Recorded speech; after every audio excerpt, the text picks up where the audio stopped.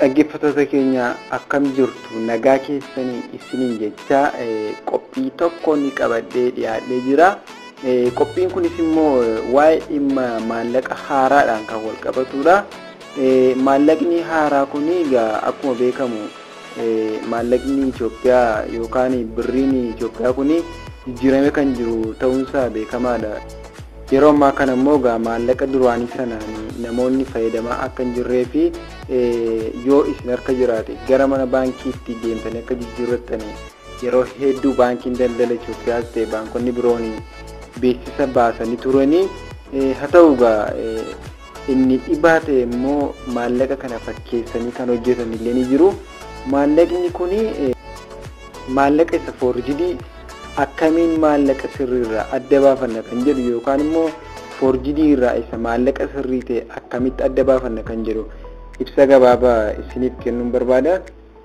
Qabxiilee torbatu tarreeffamee jira. Qabxiileen torban kun tokkoffaan sarara irraan gadee muraa qabuu fi calaqqisu keessatti asxaan baankii biyyoolessaa Itoophiyaa yookaan gatiin nootichaa yookaan National Bank of Ethiopia kan jedhu gabaajeedhaan barreeffamee kan jiru ni mul'ata. Lammaffaa irratti immoo kaartaan Itoophiyaa harka bitaan argamu keessootti lakkoofsa gatii nootichaa kan qabuu fi yoo rirriitamullee nama quuquu kan danda'utu irra jira jechuudha. Qabxii sadaffaa irratti kan jiru nootiin abbaa 200 ol yookaan gadi yoo galagalchamu balaqqeen halluu ifa kaartaa Itoophiyaa irratti ni mul'ata jechuudha. Afur fuuldurri nootii kallattii ifatti yoo qabamee ilaalamu harka mirgaarraa bakka duwwaa jiru irratti fakkiin nooticharra jiru bifa bishaaniitiin gaaddidda.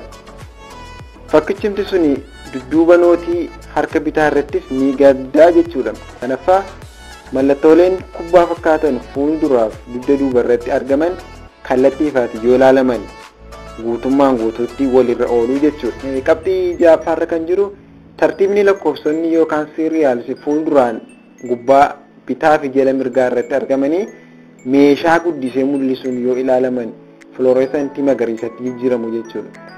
Torbaffaarra kan jiru fakkii mataa leencaa irratti carrallaa yookaan calaqqeen ultravaayoleetiin yoo ifu fluoresensii gara halluu keellootti jijjiiramutu mul'ata jechuudha. Qabxiilee armaan olii kana sirriitti xiyyeeffannoo keessa galchuudhaan maallaqa sirriidhaa fi sirrii hin taane adda baafattanii itti fayyadamuu akka qabdan asumaan ergaa kosiniif dabarsuun barbaada. Waan dhaggeeffattaniif guddaa galatoomaa.